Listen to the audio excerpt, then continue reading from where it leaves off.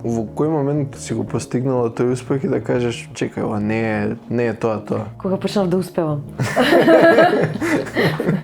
Кога почна да ми одат многу работи од рака и увидов дека не ме прават нешто премногу среќна. Каков ти бил животот пред и после тоа? Како да не сум живеела. Па не знам, некако како сум живеела, меѓутоа не сум живеела вистински. Многу е подобро кога си многу посвесен за нештата што се случуваат од тебе и за нештата дека ти самиот си ги предизвикуваш, самиот да ги манифестираш. И секојдневните акции што е карма. Значи секојдневните мои мисли, секојдневните акции, сето тоа ја гради таа карма. Секој човек си има свој идентитет што му тежи, ама ти се стигнала до момент тоа да го видиш и тоа да го трнеш на страна. Како некој да стигне до тоа спознание? Пред се сме нешто многу подлабоко од улогите кои што ги играме во секојдневниот живот. Не сакам да си го возам тој идентитет на пејачка, да си го носам како некој товар на грб, напротив, да ми биде како ослободување и поврзување со луѓето. Луѓето мислат дека и општо луѓето на социјални медиуми се совршени, посебно познатите, што е далеку од... Познатите се најнесовршени луѓе, верувај ми, да, можеби имаме вишок енергија кој што така го манифестираме на публиката, меѓутоа верувај дека никој не е совршен. Не ми треба да одам на психијатар, секи се кажам на столчева. Отворени разговори во Фенеркаст. Здраво, пријатели! Добро дојавте во уште една епизода на Фенеркаст. Денеска гостин ни е Викторија Лоба. Ја знаеме како пејачка или како инфлуенсерка, но денеска ќе ја запознаеме како човек. Што значи тоа? Има многу надлабоки искуства во животот што денеска ќе ги сподели со нас и вие имате шанса тоа да го чуете. Мислам дека срушивме многу илузии околу тоа како изгледа животот на познатите и на инфлуенсерите. Зборевме за многу теми како идентитети, себеспознание, што е вистински успех, женственост, како да бидеме свој и влијанието на социјалните медиуми денеска. Ајде да почнеме. Викторија, добре дојдете на ова која пета епизода на Фенеркаст. Навистина ми е драго што си наш гостин. И мене ми е драго, Петар, фала ти на поканата. Стварно ќе збориме некои интересни теми. Не знам дали си ги зборила до сега, ама ќе видиме како ќе бидат. Имам така интересни теми разговарано, меѓутоа секогаш ти треба добар соговорник за да се отворат вистински тие теми. Ајде да почнеме со некои прашања чисто за загревање, па после ќе продолжиме нешто друго. Овие би биле брзи прашања. Кажи ми, планина или море? Планина со море. Имам избор. Книга или филм? Книга. Иако малце потешко е моментално со временски, нели, да се посветиш книгата бара повеќе време, како влог, меѓутоа секако книгата ја бирам. Ова го знаеме, али и за гледачите, утро или вечер? Утро повеќе. Друштво или време сама со себе си? Зависи што ми е потребно сега, меѓутоа со себе си сум во одлично друштво. Што ти е поважно, совршен успех или внатрешен мир? Па, ако успехот е совршен мир, совршен мир не ни постои реално, меѓутоа така е да мирна душа да кажам, тогаш се тоа е едно исто за мене. Ова беше совршен одговор. Така. Кима уште. Каде ја наоѓаш вистината, во тишина или разговор? Насекаде. Значи, не, извини, вака секогаш. Не, сосема. Ти ми даваш избори, јас сосема нешто трето ми излегува. Слободно. Каде најмногу се чувствуваш како ти самата? Во природа или во град? Секако во природа. Да. Што ти е поважно, вистината или удобноста? Вистината. Последна книга што те допрела и зошто? Многу често знам да ги препрочитувам книгите на Сергеј Лазарев. Поготово таа едицијата Карма и така натаму. Има неколку по бројки се поделени и тие сакам да ги препрочитувам. Последната книга на Садгуру исто така. Само можеби малку е комерцијализирана, меѓутоа да, има убава содржина внатре. Што мислиш дека е најголемата илузија на модерниот човек? Успехот. Кажи повеќе. Таа борба некоја, тоа брзање да успееш, дека нешто ќе ти избега, дека нешто ќе се случи ако ти не се вклучиш во таа трка по успех, дека некој друг е поуспешен од тебе. Мислам, вистинскиот успех е ако си подобар секој ден самиот од себе си.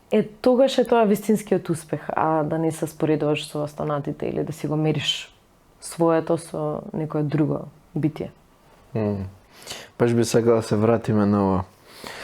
Кој е најтешкото прашање што некогаш си го поставила на себе си? Најтешкото и најважното, која сум јас?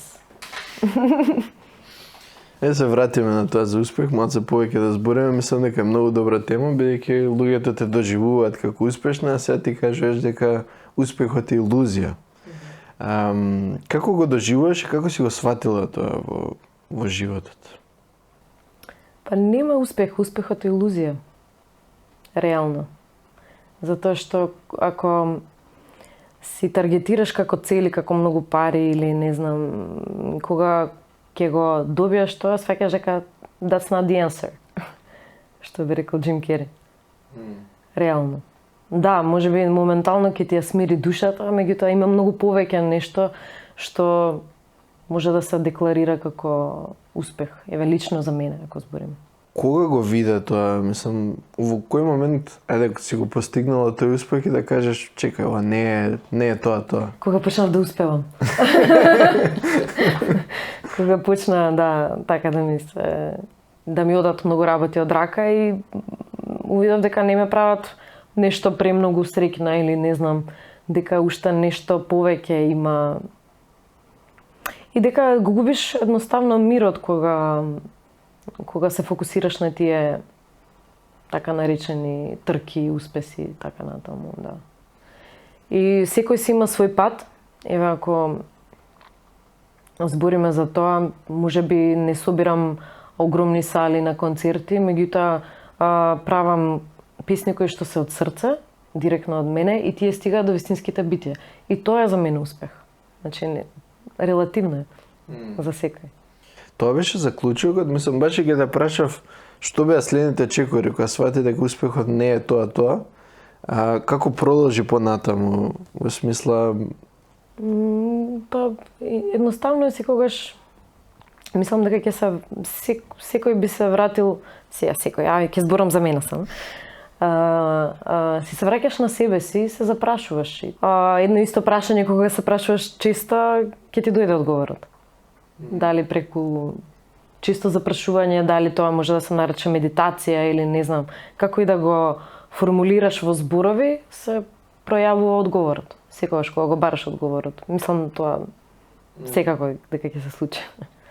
Сега, кажи ми јас дали те разбирам правилно. Си постигнала одреден успех, си сватила дека не е се во успехот и понатаму некако као внатрешен глас почнал да ти се јавува и веќе знаеш што да правиш следно и повеќе се слушаш себе си кога... Прво, кога ќе постигнеш нешто, да речеме нешто многу сакаш. Да кажеме една кола, многу сакаш кола и сега ја замислуваш таа кола и ја добиваш таа кола после одреден период или веднаш, не знам. И си викаш, ја кога ќе ја добиам колата, леле, ќе пуштам музика до даска, да.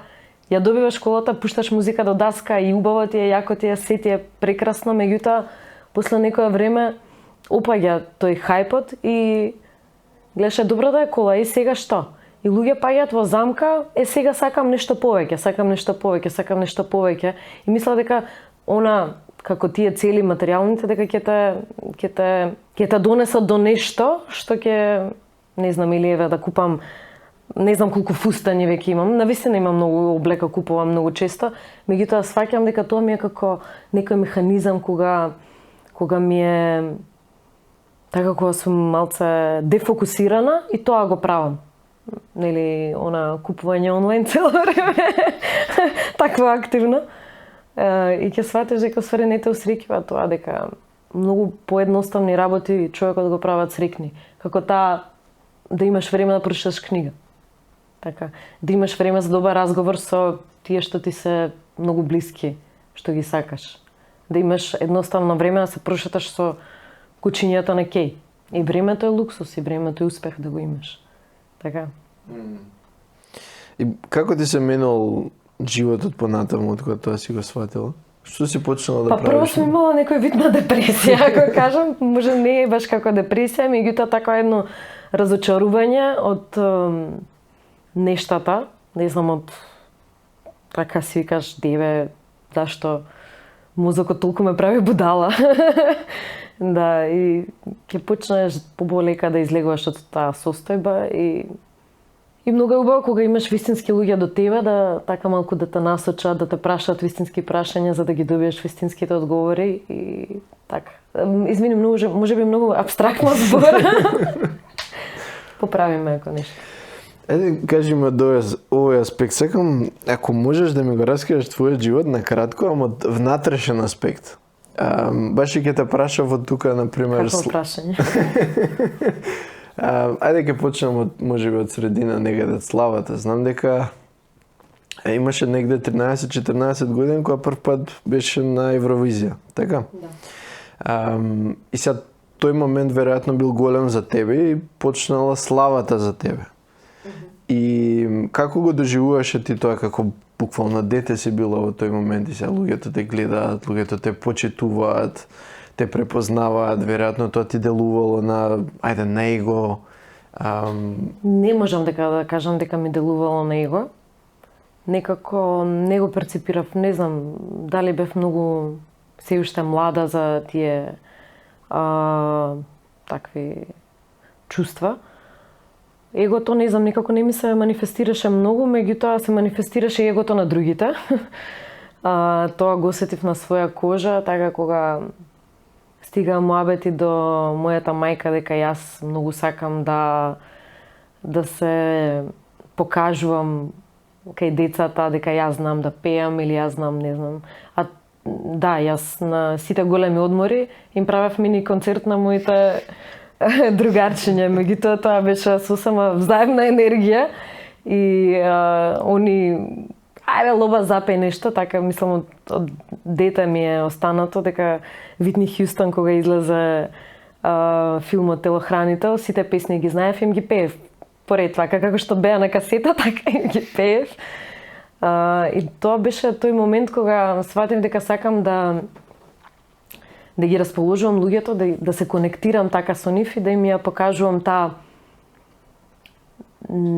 убава енергија преку песната. Таков начин на манифестација како дете сум го сфатила и тоа ми се врежало и така и сум стигнала до детска Евровизија. Не е дека буквално сосема случајно беше и се јавија на мајка ми. Помина керка ти на аудиција, мајка ми која аудиција? А јас отидов на аудиција со уште две другарки на аудиција за хор. Си мислев дека хор во македонска телевизија. И на крај излезе дека всушност аудиција за прва детска Евровизија. Ни самата не бев свесна. И така, прв круг, втор круг и... Како беше од Беше интересно искуството. Многу беше интересно. И кога бевме во Данска, во Копенхаген, целиот оној хајп и сета таа енергија која што детската публика, тоаш детска публика имавме, ни ја даваше, беше така, неверојатно чувство, најискрено ќе ти кажам, и многу ретко понатаму сум го доживеала тоа. И уште ми е така свежо, дури сега можам да го усетам, така исполнетост. Многу убаво чувство, да.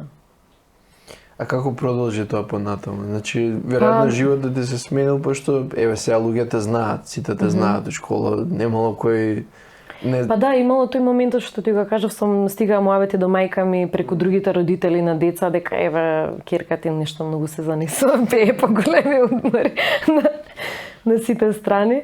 Да, и мајка ми така ме скара да ме немој така.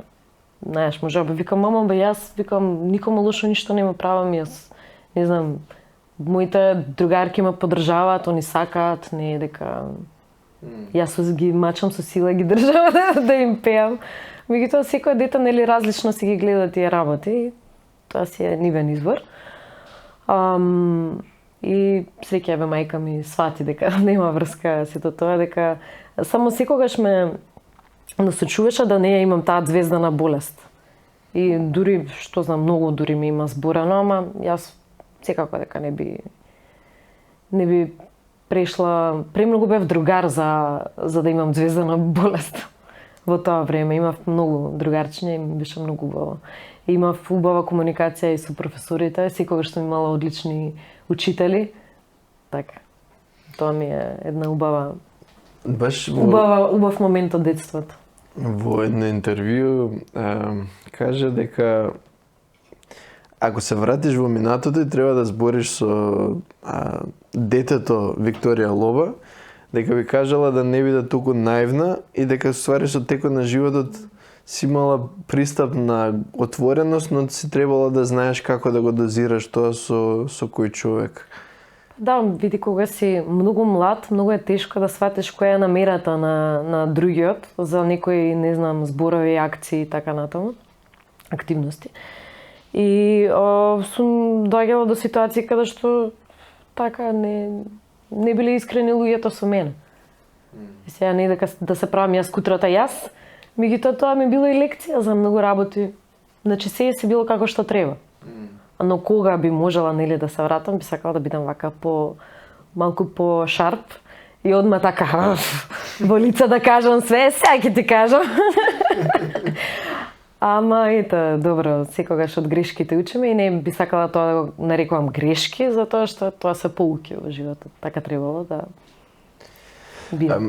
Знаеш како многу луѓе имаат тенденција кога се искрени и невини во пристапот и кога некој нема да го возврати тоа на таков начин, дури сосема има намера да искористи, луѓето знаат да се затворат внатре во себе си и да не ја покажуваат таа страна од себе си понатаму. Верувам дека ти си била во истиот конфликт и како денеска остануваш да живееш со отворено срце иако постоеле бројни такви случаи. Да, едноставно имам комуникација со, значи си го бирам обкружувањето. Тоа е многу важно. Тоа се вика хигиена денешно време. Мораш да си го бираш обкружувањето, да се дружиш со луѓе секојдневно кои што ќе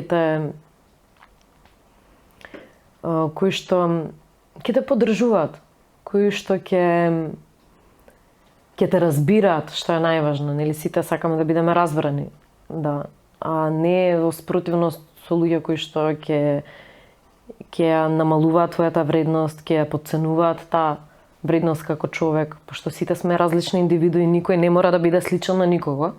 И тоа си е личен избор, така?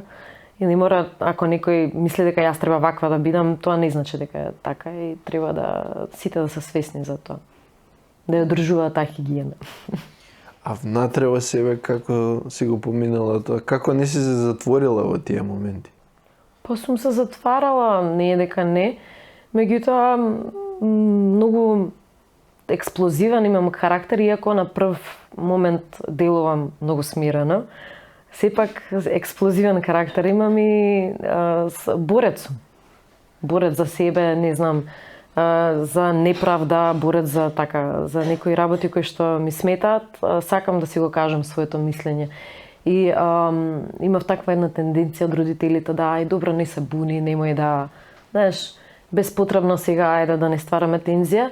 И како мала сум можела да ги прикривам тие емоции, ајде да не ги скажувам, ај сега да не правам раздор, да не правам драми и така натаму. Меѓутоа сега сваќам дека тоа е многу здраво да го правиме, затоа што едноставно се празниш. Секако дека ти би сакал јас повеќе да ти ја кажам вистината и да се искажам, отколку да го чувам тоа во себе. И мислам дека тоа е многу здрав пристап. Здрав и за себе и за околината. Мислам дека ова предобра порака, или можеш ли да ја формулираш како совет за некој, што е здраво да се прави во вакви случаеви? Да си бидеш ти. Здраво е да бидеш ти. Да бидам јас. Здраво е кога мислам дека другото битие не е во право, да си го кажам моето мислење, да си ги кажам моите чувства на крај крајот. Да. Тоа е здраво. Значи кога си љут, биди љут, кога си среќен, биди среќен. Не си ги прикрива емоциите, тоа е толку убаво и вистинско што треба тоа да се практикува.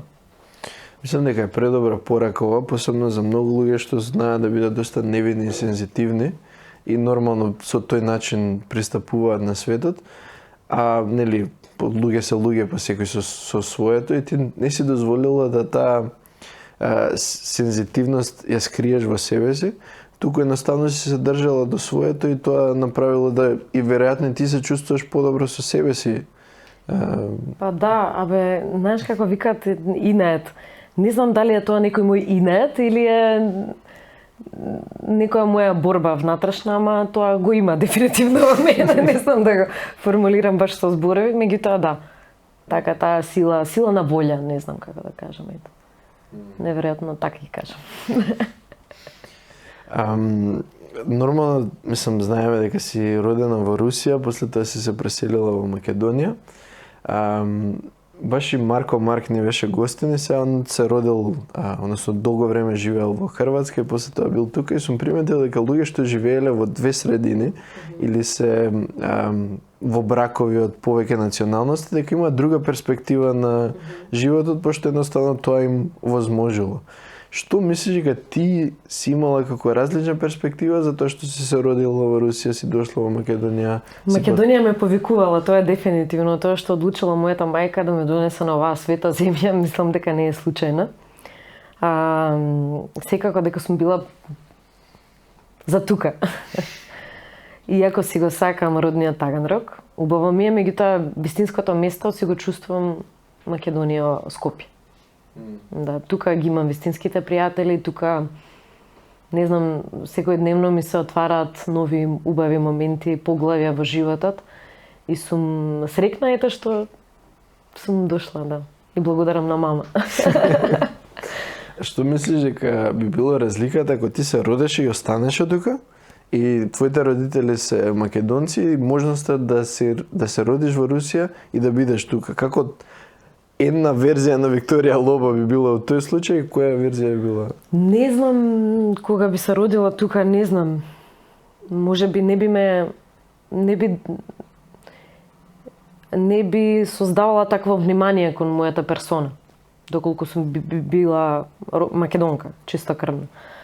А доколку би сум останала во Русија да живеам, мислам дека не би било тоа. Не знам зошто. Секако дека би се пројавувала низ уметноста, низ музиката, меѓутоа ета тука ми било пишано. Во едно многу старо интервју од тебе прочитав дека си сакала да одиш во средно воено училиште. Да. И па таа борбеност, таа... А сепак мислам дека по одлука на твојата мајка си тука, не си во Русија, не си во воено. Да, се по одлука на мајка ми верувам. Не знам зошто, многу сакав да ја заштитувам помали деца од неправди, така знаев да се степам со машки деца, зашто еден на другиот му ја земал топката, не му ја враќа. Значи тоа во детството многу редовно го правев. Неправдите, нели, си ги поправав тука, да изнивелирам јас. И многу сакав така да не знам, да работам нешто што би имала државата полза од мене, да ја бранам, да не знам. Имав така некоја желба, меѓутоа после детска Евровизија мајка ми инсистираше јас да одам на музичко и секако дека беше вистинската одлука. Иако и таму умешував некои мои мисли, како сакам на удиралки, не сакам на соло пеење. Вика, какви удиралки, што ти е на тебе, идеш ти? Значи, некако мораше да излезе таа сила некоја од мене, бараше да излезе, дали преку удиралки, дали преку нешто. И така имав и момент кога многу се посветив и на спортот, многу често знаев да трчам на кеј, имав некоја веројатно тој вишок енергија што го имаат сите млади и бараше некако да излезе од мене. Меѓутоа многу се посветив и во средна школа на соло пеењето. И тоа е вистинскиот влог затоа што толку добро го владеам вокалот денешно време. Бев тотално фокусирана сама на музиката, идев на сите можни опери и балети. Во тој период имав предобра професорка Звезда Дамовска, која што онака баш основоположник на таа љубов кон операта и соло пеењето за мене, која и при примена на физика и при примена на љубов некоја ми го објасни баш како функционира тоа пеењето. Не си викаш некојаш и кај ќе бев сега да бев офицер во Русија во моментот, а Сигурно не би бил офицер, тоа така детски некој. Да. Да, тоа верувај дека ми било, сум имала другарки кои што тргнале на такви училишта и јас нели по тој правец. Меѓутоа мојот пат е овој, кој што денес го одам. Сега не те прашам баш околу Русија. Нели колку ми е онака нарцистички се слушам за мене само зборам, колку за мене не сум зборала одамна. Да, секогаш така избегнувам да сум само. Ама ти прашањата си ги наредил многу убаво. Само што почнав. Да, само што почнав. Сега да прашам околу Русија без да навлегуваме во политика. Слушај, не ми треба, извини, вака ќе те прекинам, не ми треба да одам на психијатар. Секи се кажам на столчева.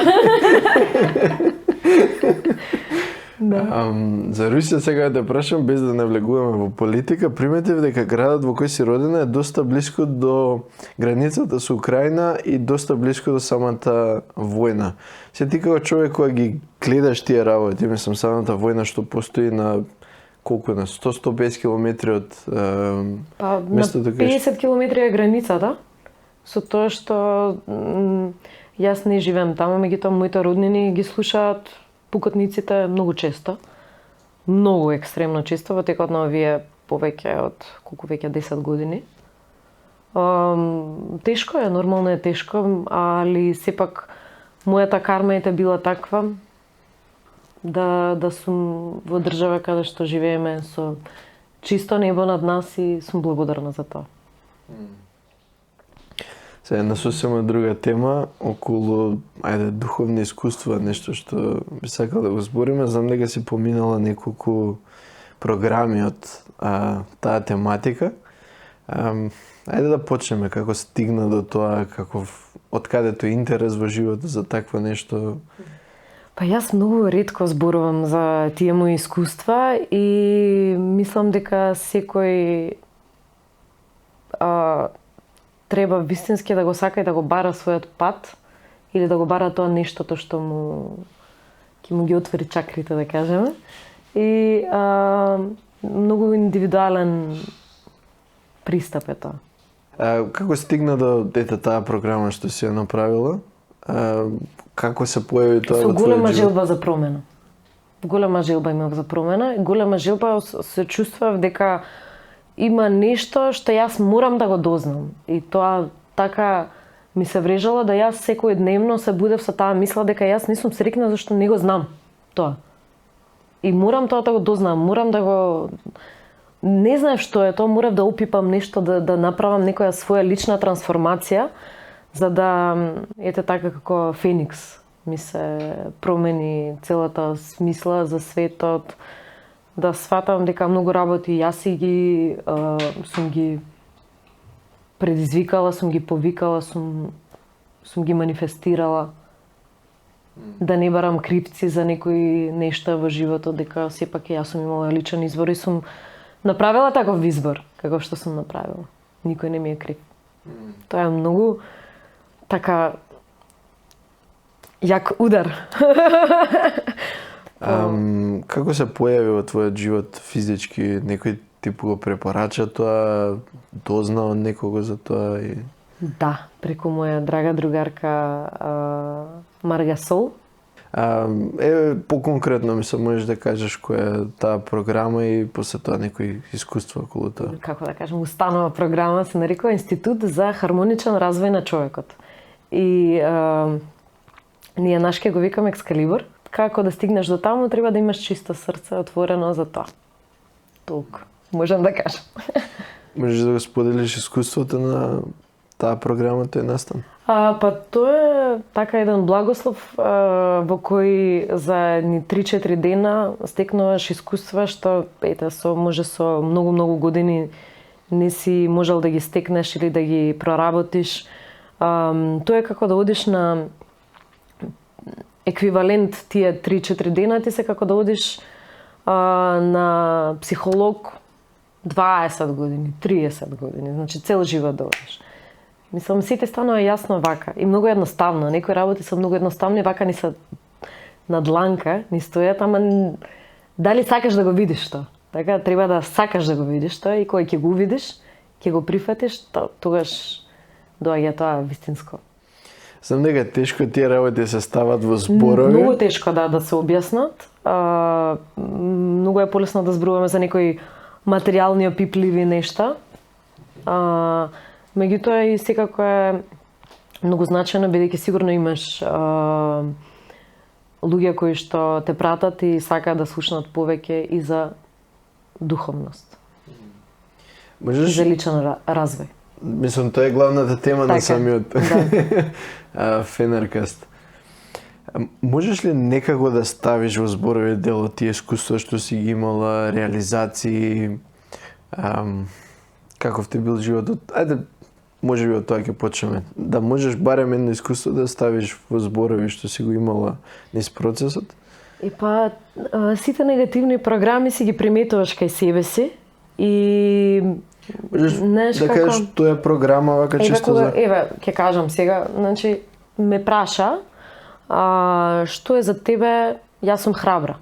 Што е за тебе храброст? Што е за тебе храбра? Јас викам, па за мене храбра е, значи дека јас сум храбра и јас ќе излезам сува од вода, јас ќе разрешам секоја ситуација, јас сум храбра и на тој начин така сум силна, можам да ги решавам проблемите. И тука ми стига прашање, многу лесен живот гледам дека живееш. Затоа што самиот си се програмираш да имаш ситуации каде што ќе треба да ги решаваш проблемите. Така? Значи многу едноставно, ама не ни текнува никако не ни текнува. Ствари, јас сум имала програма каде што создавам тешки ситуации, ама јас сум силна или еве, ќе излезам од сета таа ситуација, многу сум храбра јас. И откако ја поништив таа програма, ја растворив или не знам, ја повлеков, да кажеме, си направив нова програма, како што е за мене храброст? За мене храброст е да искажувам љубов. Многу убав момент. Наместо да преживуваш храброст за мене е да искажувам љубов, да споделувам љубов. Зашто и тоа е храбро, и за тоа треба храброст, така?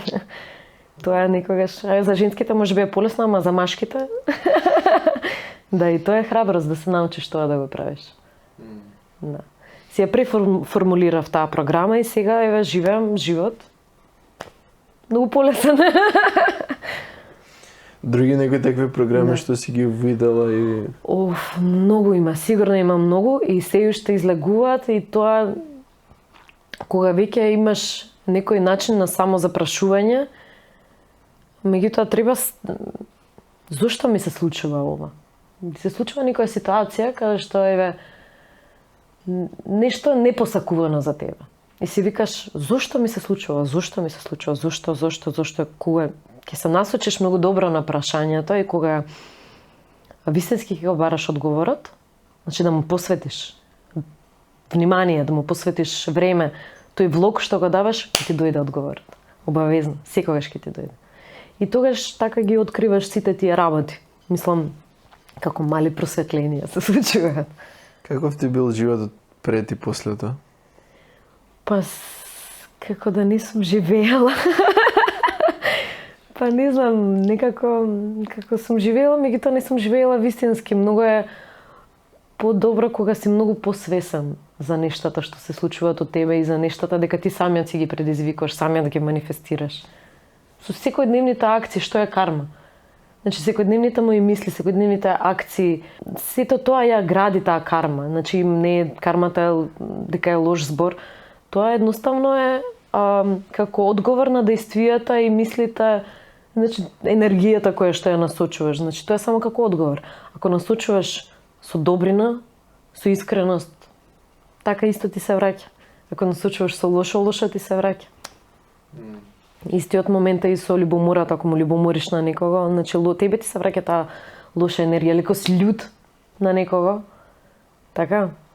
Ако го чуваш длабоко во себе, не го искажуваш, сам ќе почнеш да се јадеш однатре. Тоа. Затоа викам да се искажуваат емоциите. Љута сум и љута и ќе ми помине, ќе го искажам и ќе ми помине, да. И сепак сме луѓе, ние сме дојдени тука за да за да си ги бераме тие искуства што ни се случуваат и да ги преживуваме. Ова што го кажеш во моментот е огромна реализација што човек може да има, дека животот е ствари главната работа на животот е искуството. Дека тука сме да ги искусиме искуство, да. работите, дека посебно со првиот дел што го кажа со успех. Повеќето луѓе живеат за да постигнат успех. Во одреден момент ти си постигнала успех, си видела дека не е сето тоа и во одреден момент си стигнала до реализација дека самиот живот, односно искуството што го имаш во животот и дека веројатно е добро да ги искусуваме работите, да се отвориме кон искуствата што треба да ни дојдат, без разлика дали се тие позитивни или негативни. Секако ќе ги поминеш тие искуства. Значи сето тоа што го носиме во себе, ние секако дека ќе го поминаме. И сега дали се спротивставуваме на тоа или дали се отвараме за да ни се случат. И подобро да се отвориш за да не те мачи толку. Да. Искуството што го сподели програмата што имаше околу храброста, многу добро искуство и би сакала ако можеш да споделиш уште неколку такви, затоа што верувам дека тоа би инспирирало повеќе луѓе. Чекај да ми текне. Има една програма, има една програма. Така ќе го нарекувам тоа. Каде што јас знам дека сум јас вистински другар и ете јас на моите другари и другарки ќе им помагам максимално, јас сум секогаш тука за нив и мислам максимално сум вклучена во нивниот живот. Таа програма ме доведе до една ситуација со моја најдобра другарка, каде што она беше во една за неја за тешка состојба. И јас со сета љубов нели да ја помогнам и сугерирав некои акции, некои што како она да прави. И она така некако ме одбиваше дури со доза на агресија што ми ствараше и мене така немир толку голем да не можев навечер дури да спијам затоа што јас сум другарка, јас ќе ти помогнам, јас ти кажам како треба да правиш. И тоа толку голема грешка, толку голема замка затоа што кога другото битие не ти побарува помош, не можеш да му ја нудиш. Значи, многу е важно да некој ти побара помош, не можеш да се наметнуваш, затоа што тоа е негов пат, можеби он на таков начин сака да си го изоде патот. Има причина зошто на таков начин, можеби преку страдање сака да... А јас му правам погрешно, го стопирам. Не му помагам, му одмагам во тој случај. И тоа е едно многу убаво спознание кое што го имав. И јас сум вистински другар, меѓутоа кога ќе ми побараат совет, тука сум за нив. Ако не ми бараат, не се пикам со своите совети и помош. Како беше тоа да го сфатиш? Само директни искуства, не постои никаков друг начин. Некогаш родителите сакаат, нели, еве учи, гледаш, мене ми се случи таа случка, пази и ти тоа тебе да не ти се случи и обавезно секогаш детето никогаш не го слуша родителот и секогаш оди по свој пат и секогаш учи од своји лични искуства. Не постои, мислам дека некој што учи од туѓите искуства. Мислам не е тоа вистинско некако. Мислам дека си многу добар гостин за ова прашање и за оваа тема, бидејќи ти си добар водител за тоа. Затоа што си спознала дека не си тоа што, сликата, идентитетот Викторија Лоба и тоа што луѓето го зборат за тебе. И верувам дека доста луѓе им е проблем, посебно кога тој идентитет е многу добар, многу посакуван. Добре, ма знаеш како луѓето, ние сите си градиме некој идентитет во текот на животот со личностите со кои што сме во допир. Така, еве за публиката, јас сум Викторија Лоба, пејачката, уметникот, инфлуенсер. За моите дома јас сум Вика. Не знам, за моите кучиња сум може, не знам, кој знае како они ме гледат, баш би сакала да можат они да прозборат да ми кажат. За сите градиме, тоа е неминовно дека градиме некои идентитети, како улоги да ги наречеме така, во кои што се прилагодуваме. И сега се е улога и кога застанувам да возам на волан, јас сум во улога на шофер. Така, и многу е важно да ги нивелираме тие улоги да ни се добри, да сум добар шофер, да сум добар соговорник, да сум добар другар, да сум добар животен партнер, да сум добра ќерка. Тоа се улоги, меѓутоа никако да го изгубиме тоа вистинското што го имаме во себе. Затоа што тоа е вистината, тоа си ти. А луѓето мене што ме гледаат, како што спомна претходно, како Викторија Лоба, тоа е некој идентитет и сега секој си го представува на свој начин. Не знам, за некого може сум одбивна, на некој може сум му давам тригери што го нервираат. За некој може ме гледа како светлина, како не знам, музика, како сите различно, некој ме гледа како русинка, некој како македонка ме гледа, значи секој си има избор како да мене да ме доживува. И тоа е негова лична перцепција, негов личен. Јас немам ништо со тоа.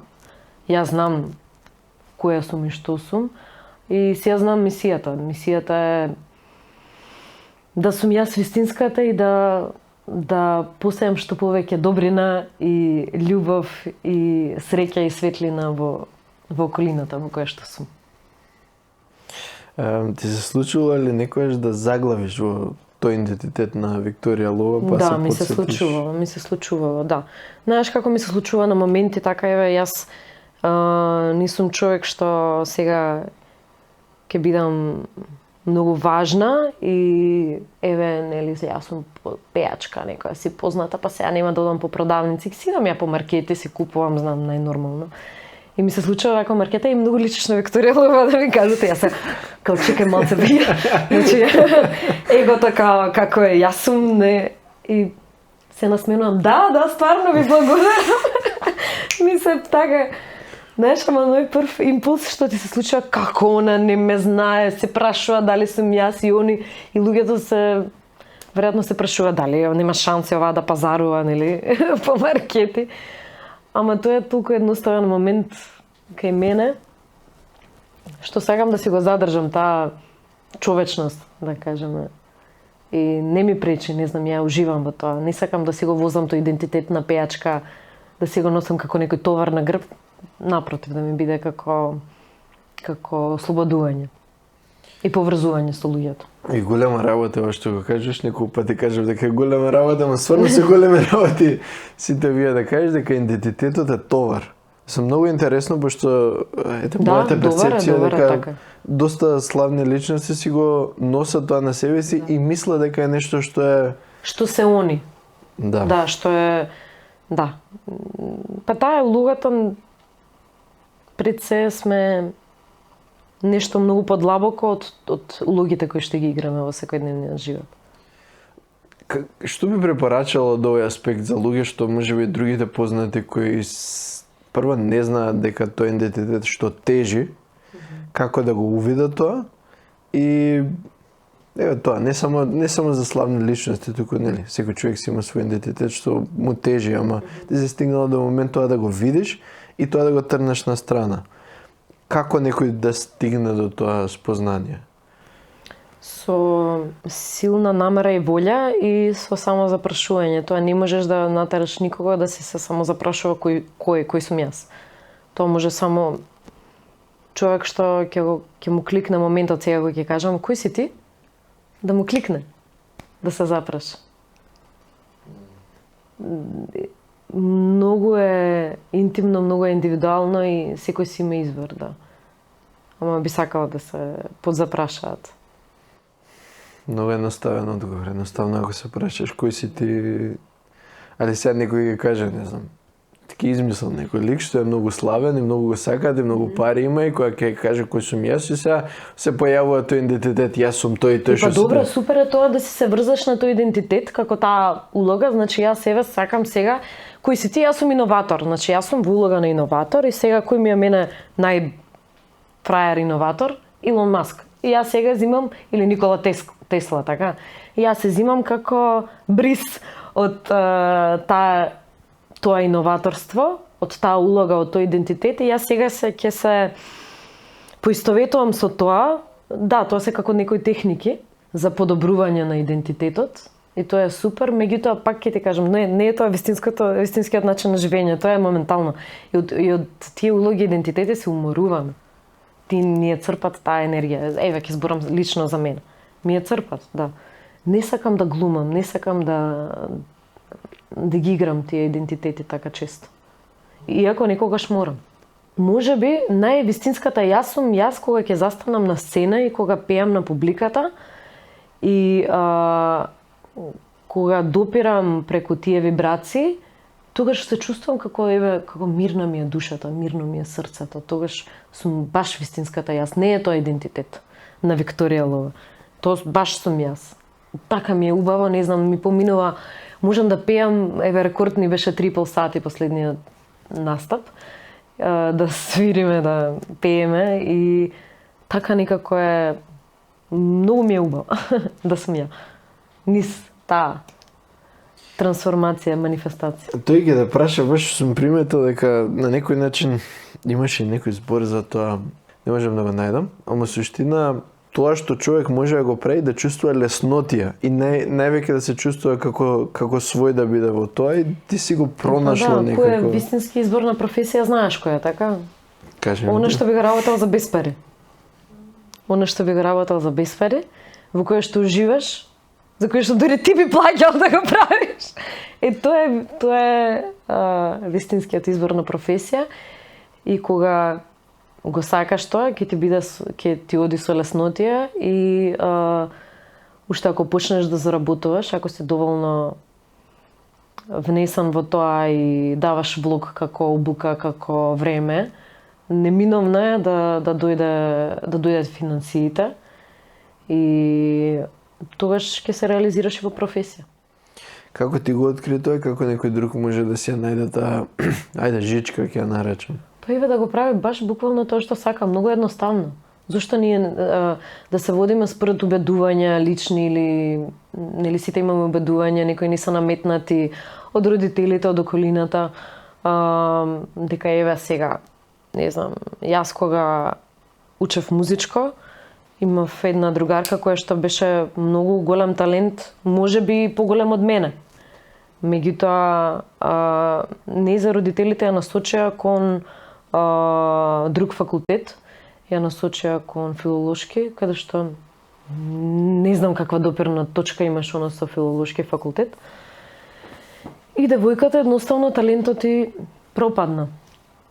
Затоа што него правела тоа што го сака, него одела по убедување дека во музиката нема пари. Ако одиме така, мојата мајка земала кредити за да снимам јас песни и спотови. И тоа е тој влог кој што го даваш. И неминовно е да успееш. Затоа што го работиш баш тоа што го сакаш. Ти суштина си ни прв женски гостин на Фенеркаст и можеби од тој аспект верувам дека повеќе женска публика би го гледала ова и сега ме зборам, ајде пак е човечки, ама можеби повеќе од женски аспект дека околу идентитетите. Значи постои можеби поголема идентификација со физичкото тело од женски аспект. Да.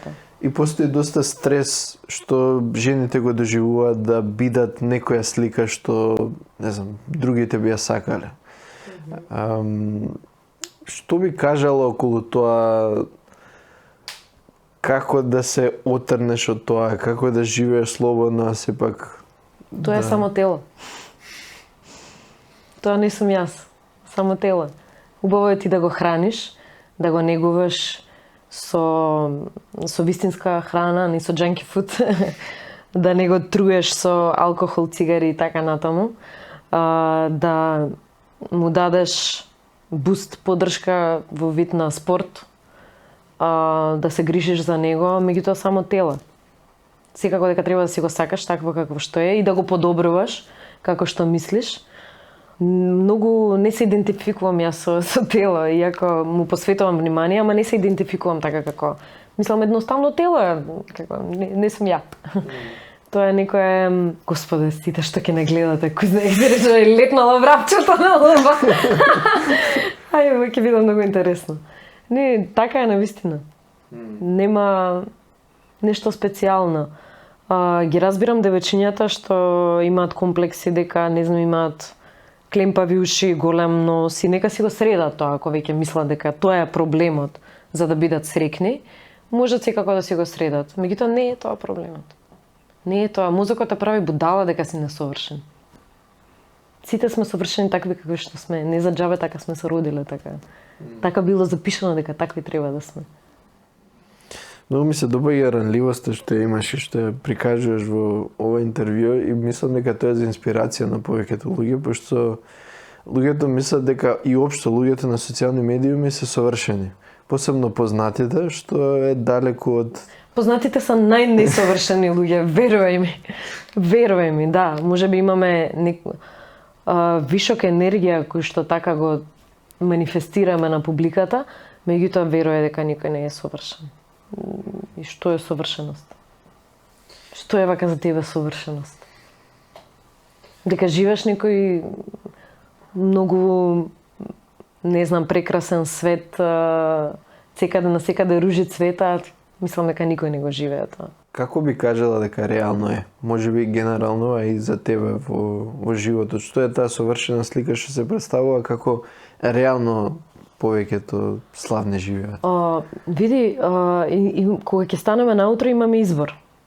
Дали да... Тоа е многу интересен момент, другар ми ова ми го кажа. Значи имаме избор, дали да станеме со десна нога, со позитивна мисла или со лева нога со негативна мисла. Сега нема врска тука нозата. Добри се и лева и десна се добри. Меѓутоа како некоја метафора да ти го кажам. Имаме избор, така како да многу оставам впечаток дека сум многу среќна и исполнета и цветчиња на секаде ми цветаат во животот, затоа што имам позитивен пристап кон животот, имам отворен пристап кон животот, затоа што се соочувам со нештата, со ситуациите, со проблемите, да ги кажеме. Не сакам јас да ги нарекувам проблеми, ситуации ќе ги наречам. И меѓутоа мојот пристап е таков. Не му се плашам, знаеш? И сите, буквално сите, живееме живот со предизвици, поготово во ова време, во денешно во кое што живееме. Каде што се многу работи изместени, каде што вистинските вредности се изместени, каде што многу е тешко да дојдеш до разбирање, многу е тешко со тие игри на егото. Кажи ми, што е најтешка ситуација што си ја доживеала во животот? Си ја надминала и си имала голема поука од тоа? Па види, можеби најтешка ситуација ми било да се спротивставам на мојата мајка. Некако спротивствување со лошо туку на незините сугестии, да кажеме, на незините убедувања, да одговорам со тоа дека јас имам избор и дека јас ќе го живеам животот така како што јас сметам дека треба да го живеам. Нели секој родител да го сака најдоброто за своето дете, тоа е факт. Значи она секогаш го прави најдоброто за мене. И сум премногу благодарна што баш мојата мајка ми е мајка. Меѓутоа, некогаш треба да влеземе во оган, без разлика колку да не бранат родителите да не влегуваме, за да постигнеме некоја трансформација во животот. И така, можеби тие така. Кавги, да кажеме, ми биле како најтешки. Секогаш конфликтите со најблиските луѓе се најтешко ни паѓаат, така? Меѓутоа кога ќе се разбереш убаво дека намерата секогаш е добра, тогаш паѓа се во вода и останува таа љубов. А најубав момент во животот, најсреќен момент што ти се случил, што те инспирирало да продолжиш или да научиш нешто од тоа, да го воведеш во твојот живот во секојдневието? Трансформацијата. Таа трансформација ми е што се случи. Кажи ми повеќе околу тоа. Стварно си како на психолог да сум. Да, не сакам да сум скржава на зборови, меѓутоа не може да се изрази со зборови. Тој момент на да ти текне кој си, момент на просветление. Тоа ми е највистинскиот момент во мојот живот, кој што сите илузии ми ги урна во секунда и тука се почувствував дека многу сум повеќе од идентитетите кои што си ги носам на грбот. Емоција околу социјални медиуми сега те прашам затоа што доста луѓе те следат на Инстаграм. Внатрешен аспект, пошто си зборила повеќе пати на оваа тема, баш сакам да ја фатиме пак за така наречени хейтери, мразачи на интернет, што како што само спомна, многу работи пишуваат, сигурно си се соочила со такво нешто И знам дека имаш и добар начин да се справиш со тоа и мислам дека е убаво да го прикажеш за да луѓе што те следат го прифатат на себе си. Има тука две ситуации. Последно време многу ретко тоа ми се случува, скоро ич. Можеби затоа што сум во себе сум ја решила таа ситуација. Оставам простор за другите да си мислат што сакаат и да си имаат свое лично мислење. Јас не сум тоа мислење и тоа нема врска со мене. Така, има уште еден момент каде што може да ме тригернат, така, меѓутоа јас за возврат сакам да го тригернам исто. Тој што го пишал коментарот, да му возвратам. Ми се случува да возвраќам на коментари, да ги, не знам, не да ги вреѓам нормално, меѓутоа така да ги возам малку. И тоа ми е така интересно. Да ги доведам до ситуација да се засрамат од своите негативни емоции. Ама, добро, сега не се бавам со тоа. Имам поважни работи. Што би препорачала за, луѓе, ама може би поспецифично за девојки од тој аспект? Што може и не е на социјални медиуми, но во животот има луѓе што не ги сакаат, зборуваат лошо за нив и како еден човек, посебно жена да се носи со тоа. За девојки, кога зборуваат за девојки, нормално дека ќе зборуваат за таа што има многу енергија, за таа која што зрачи со нешто. И тоа зрачење или ги нервира, ги иритира, или го прифаќаат и се восхитуваат на тоа. Така, значи, нема да зборуваат, да насочуваат толку многу внимание на некој кој што нема во себе нешто енергија, вишак таква сила, да кажеме. Така да тоа некако гледат како своја доблест, како своја убава работа. Како вика за добар конј, прашања се крева. Да, мораш да си сакаш себе си. Денешно време само така можеш да преживеш, да си се сакаш себе си. Не да се жалиш себе си, не да си даваш жалост, да се храниш со таа емоција кутриот јас, кутрата јас, туку со љубов да си се храниш. Знаеш, кога викаш да се сакаш себе си, доста луѓе тоа на егоистичен аспект го доживуваат. Обично идентитетот ги афектира и стануваат егоистични, а малце повеќе, верувам дека има повеќе во тоа што го кажеш. Може да биде неегоистична кога јас си се сакам себе си, ама не го поништувам другото битие, не го подценувам, не го навредувам, не го повредувам другото битие. Ако јас правам нешта кои што се добри за мене, без да го повредам другиот, јас сум на вистинскиот пат. Јас си сакам себе си. Така? Тоа, а како не го повредуваш? Па едноставно немаш намера да го понижиш. Тука е егото. Ти кажува демек, јас сум подобра од тебе, јас се сакам себе, јас сум подобра од тебе. Не, и тоа е добар на подеднакво исти начин.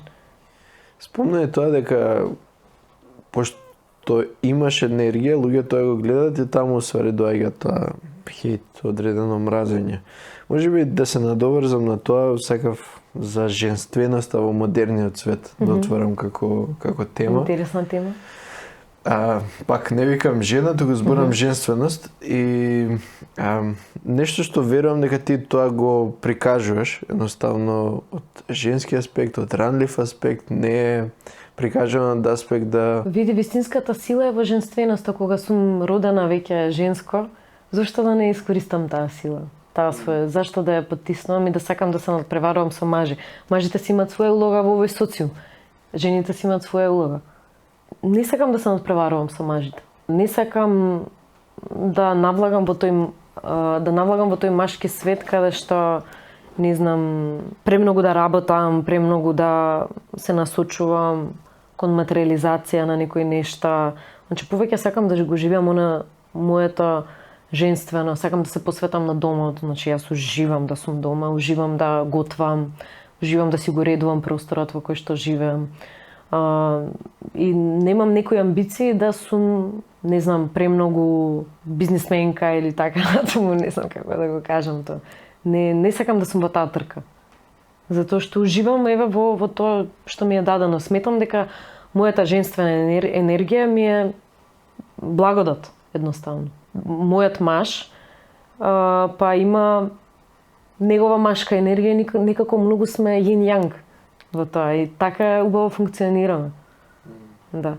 А кога јас би била премногу така со тестостерон, можеби би била во конфликт. И сум сигурна дека би била во конфликт. Да. Како свати дека тоа е сила, а не слабост? Силата е во мекоста, во женственоста, во мекоста, во мудроста да разбереш. Во мудроста да... Некој го нарекува тоа жртвеност на жената, меѓутоа не е тоа жртвеност, тоа е љубов.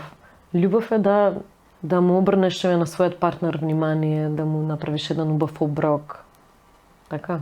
Тоа е љубов и во тоа е мудроста, во тоа е женственоста.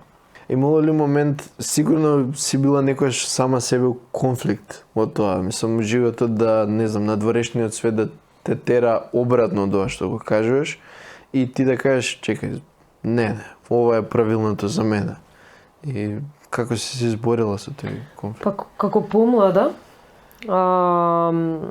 како помлада, можеби дали со годините тоа така ми дојде, како помлада бев многу амбициозна и сакав да живеам брз живот, да многу работам и сето тоа. Сега животот ми е сведен на лични задоволства и преку тоа лично задоволство и заработувам. Не можам да кажам дека не работам или не се посветувам на работата.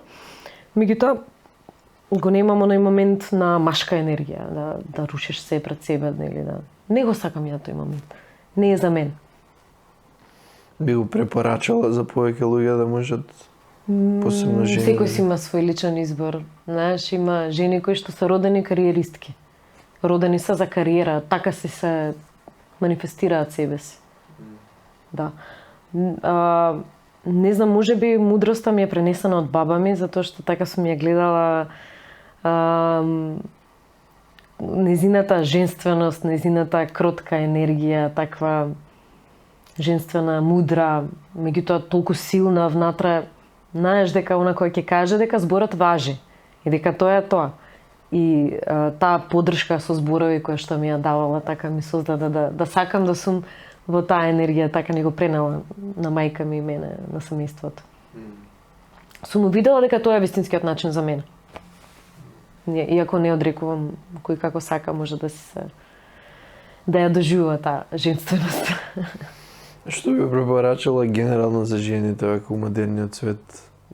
Како евака, што мислиш дека е најголем проблем генерално на жените или ајде во Македонија да ограничиме?